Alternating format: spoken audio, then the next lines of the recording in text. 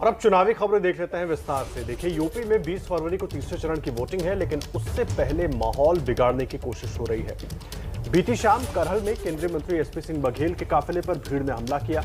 इस हमले में कोई जख्मी तो नहीं हुआ, लेकिन केंद्रीय मंत्री पर इस तरह के हमले से कई गंभीर सवाल उठ खड़े हुए हैं।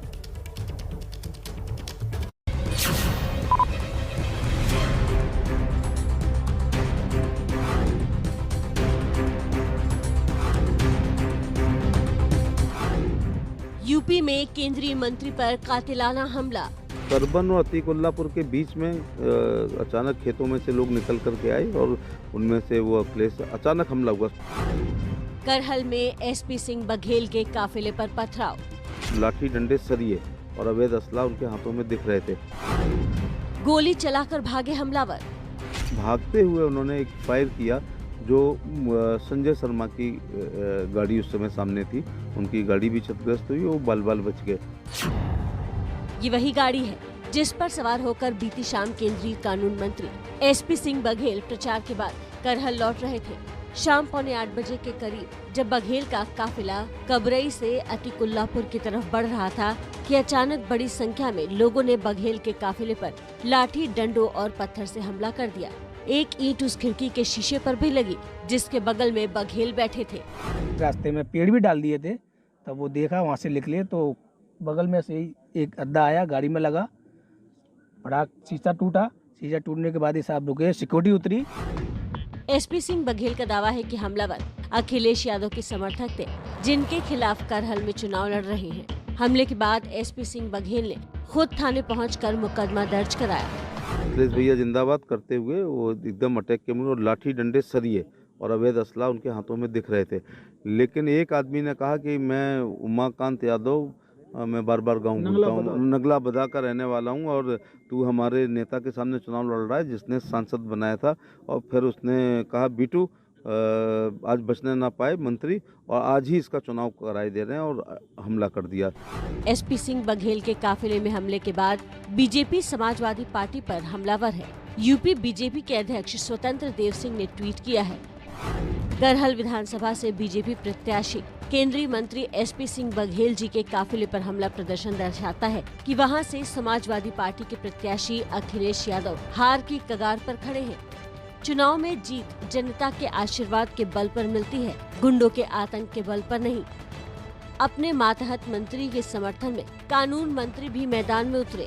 किरेन रिजिजू ने ट्वीट किया, मैं समाजवादी पार्टी के गुंडों द्वारा प्रोफेसर एसपी सिंह बघेल पर हमले की निंदा करता हूं। वो अपना असली रंग दिखा रहे हैं, लेकिन चुनाव के बाद योगी के नेतृत्व वाली बीजेपी सरकार उन सभी को दंडित करेगी जो यूपी में कानून व्यवस्था को नष्ट कर रहे हैं। अभी शाम को जब लखनऊ पहुंचता हूं तो मुझे सूचना मिलती है कि प्रोफेसर एसपी सिंह बघेल जी के, जो भारत सरकार के मंत्री भी हैं, प्रत्याशी के साथ साथ उनके ऊपर सपा के सैकड़ों गुंडों ने हमला कर दिया, उनकी हत्या करने का प्रयास किया। श्री अखिलेश यादव जी बताइए, क्या यही नई सपा है? समाजवादी पार्टी का गढ़ माने जाने वाली मैनपुरी की करहल विधानसभा सीट पर एसपी सिंह बघेल को पहले भी विरोध का सामना करना पड़ा है। बीते शनिवार को नगला कुरियन गांव के पास समाजवादी पार्टी के समर्थकों ने सड़क पर आकर उनकी गाड़ी को रोकने की कोशिश की थी। यही नहीं, मीठेपुर के पास गांव कुम्हेरी में जनसभा के दौरान एसपी सिंह बघेल के साथ अखिलेश समर्थकों ने गाली गलौज भी की थी। आपको बता दें कि एसपी सिंह बघेल ने अपने राजनीतिक करियर की शुरुआत मुलायम सिंह यादव के साथ ही की थी। ये 3 बार एसपी के टिकट पर सांसद बने। 2014 में बीजेपी में शामिल होने के बाद इन्हें पहले योगी सरकार और फिर मोदी सरकार में बतौर मंत्री काम करने का मौका मिला। इस बार करहल से अखिलेश के चुनाव लड़ने के ऐलान के बाद बीजेपी ने आखिरी वक्त पर बदलाव करते हुए बघेल को मैदान में उतारा है। अब बघेल के जरिए यादव लैंड को भेदने का बीजेपी का ये दांव कितना कामयाब होता है, इसका पता तो 10 मार्च को ही लगेगा, जब नतीजे आएंगे। करहल से अखिलेश यादव पहली बार विधानसभा चुनाव लड़ रही हैं, लेकिन करहल में यादव परिवार की कलह भी नजर आ रही है। मुलायम परिवार की बहू अपर्णा यादव अपने जेठ अखिलेश के खिलाफ प्रचार करने को भी तैयार है। कल एबीपी न्यूज के शो इंडिया चाहता है में अपर्णा यादव ने कहा कि बस बीजेपी आलाकमान के आदेश का इंतजार है। से परिवार से कोई मन मुटाव वो नहीं। यादव बहुल इलाके जी। में है, वो यादव लैंड में जिसको कहा जाता है, उस इलाके में थर्ड फेज का चुनाव है। पिछली बार 30 में से 24 सीटें बीजेपी जीती थी। 3 दिन के बाद वोटिंग होनी, आज हम 15 तारीख को हैं, 18 को प्रचार खत्म होगा, 20 तारीख को वोटिंग होनी है। क्या आप जा रही हैं करहल, उस सीट पर जहां पर अखिलेश चुनाव लड़ रहे हैं, प्रचार करेंगी बीजेपी का, बघेल साहब का? देखिए, पार्टी जहां भी मुझे भेजेगी, मैं पहले भी कह चुकी हूं, वहां अपर्णा यादव जाएगी। इसी क्रम में मैं रायबरेली, सीतापुर, बाराबंकी, बहराइच और कानपुर देहात हो चुकी हूं। अभी क्योंकि मेरा लखनऊ मेरे लिए बहुत इम्पोर्टेंट रहा है और 175 कैंट विधानसभा में स्वयं चुनाव लड़ चुकी हूं, तो मैं कल सरोजनी नगर करके आई हूं। आज मैं इस समय वर्तमान में मैं कैंट विधानसभा में लगातार प्रचार के लिए लगी हुई हूं। तो पार्टी जो मुझे आदेश कर रही है, मैं पार्टी के साथ हूँ, पूर्ण निष्ठा के साथ।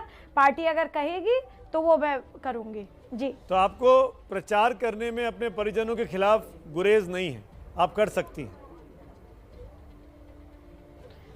देखिए, अब मैं पार्टी भारतीय जनता पार्टी में हूँ और परिवार एक अलग विषय है, और परिवार और राजनीति दो चीज़ों को आपस में हम ना मिलाएं तो वो ज़्यादा अच्छा होगा। राष्ट्र के लिए जो लोग मुझे शीर्ष नेतृत्व मेरा तय करेगा तो मैं वो काम करूंगी। मेरे लिए मेरे शीर्ष नेतृत्व मेरे को सोच समझ करके हर जगह भेज रहे हैं और मैं उनका उसी क्रम में उनके नियमों का पालन कर रही हूँ। यूपी चुनाव में अब तीसरे राउंड की टक्कर होने वाली है। वैसे चुनाव का हर चरण अहम है, लेकिन इस चरण में जिसने बढ़त बनाई, सत्ता की चाबी उसी के पास जाने की उम्मीद है। यही वजह है कि सियासत के बड़े बड़े दिग्गज आज मैदान में उतर रहे हैं।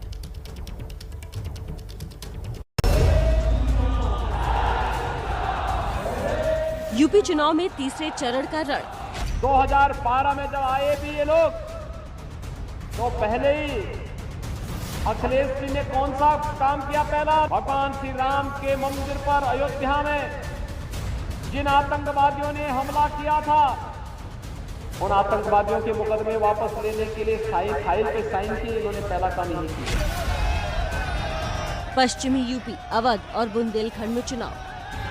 अखिलेश आते थे तो एक जाति का काम होता था, बहन भी आती थी तो दूसरी जाति का काम करती थी।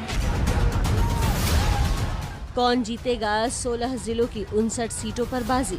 जब से समर्थन मिलना शुरू हुआ है, हमारे बाबा मुख्यमंत्री को समझ में नहीं आ रहा है, और जिसने भी उनका चेहरा देखा होगा वो चेहरा देख के बता सकते हैं कि उनकी शक्ल पे 12 बज गया है। यूपी में जैसे जैसे चुनाव आगे बढ़ रहा है, मुकाबला और दिलचस्प होता जा रहा है। अब यादव लैंड में तीसरे चरण की लड़ाई होनी है, जहां प्रचार के लिए सिर्फ 3 दिन बचे हैं। यादव बहुल इस इलाके में जीत और हार लखनऊ की दौड़ के लिए बहुत अहम है, इसलिए सभी दलों ने दिग्गज की फौज मैदान में उतार दी है। पीएम मोदी आज शाम 3:50 पर सीतापुर में रैली करेंगे, जहां चौथे चरण में मतदान है। लेकिन यहां सभा कर रहे मोदी अवध, बुंदेलखंड और पश्चिमी यूपी के वोटरों को साधने की कोशिश करेंगे। सीएम योगी भी बुंदेलखंड के हमीरपुर, महोबा, ललितपुर और झांसी में जनसभाएं करेंगे।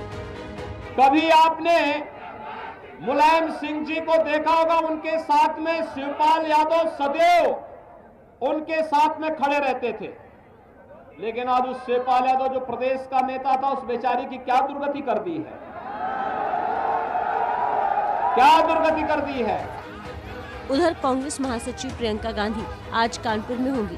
प्रियंका सीसामऊ और आर्यनगर में घर घर प्रचार, तो गोविंद नगर में महिला शक्ति संवाद में शामिल होंगी। अखिलेश यादव भी आज अपने वोटरों को एकजुट करने के लिए अवध का दौरा करेंगे।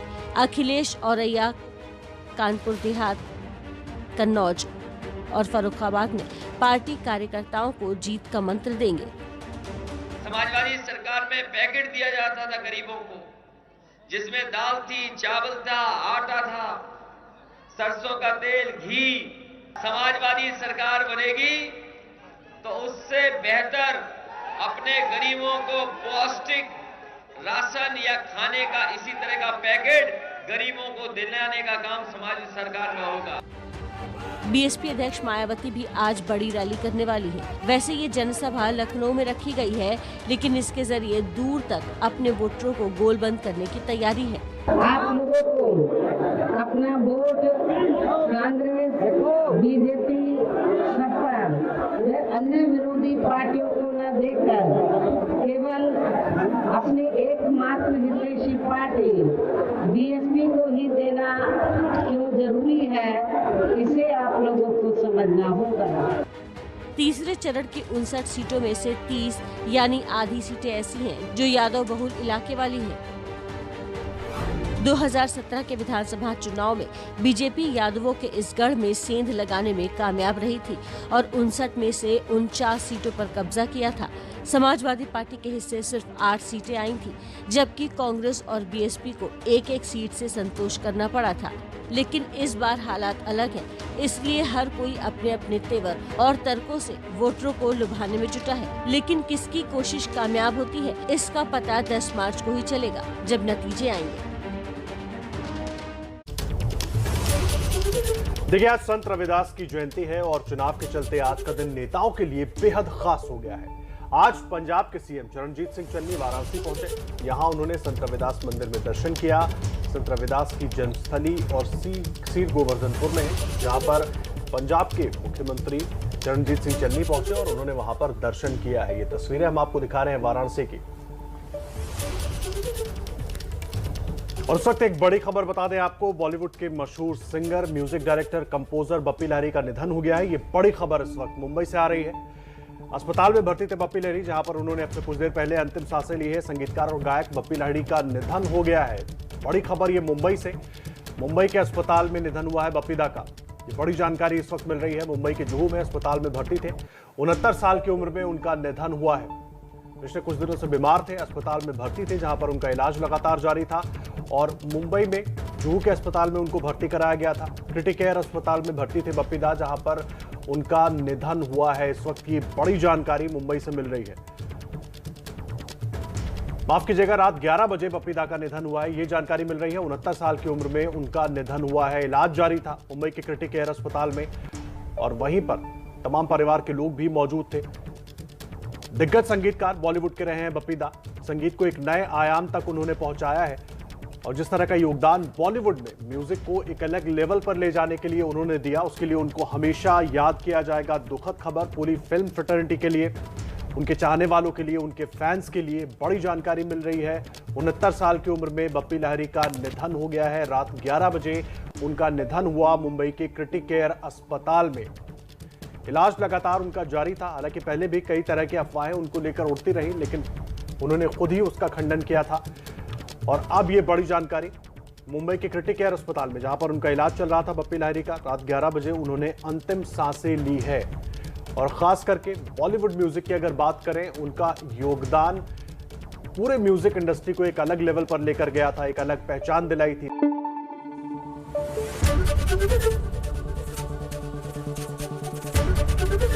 एबीपी न्यूज आपको रखे आगे।